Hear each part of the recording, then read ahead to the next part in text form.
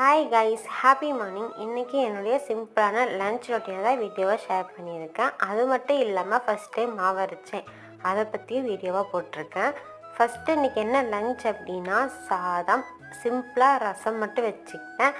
அது கூட கேரட் பொரியல், அதுக்கப்புறம் காலிஃப்ளவர் ஃப்ரை பண்ணிக்கிட்டேன்.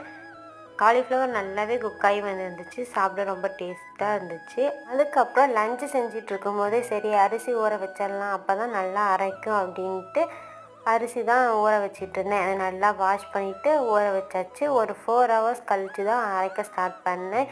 அதாவது ஒரு 4:30 பக்கமாக கிச்சனுக்குள்ளே பூந்தேன். வெளியே வந்தது என்னமோ 6:30 ஆயிடுச்சு. ஃபஸ்ட் டைம் அரைச்சதுனால எனக்கு எப்படி அரைக்கணும்னு கூட தெரியலை. ஏதோ ஓரளவுக்கு அரைச்சி இட்லி ரொம்பவே சூப்பராக வந்துச்சு. என்ன ஒன்று கிச்சனை கொஞ்சம் நாஸ்தி பண்ணிட்டேன், அதெல்லாம் க்ளீன் பண்ணுறதுக்கு 6:30 ஆச்சு. தேங்க்ஸ் ஃபார் வாட்சிங். பாய்.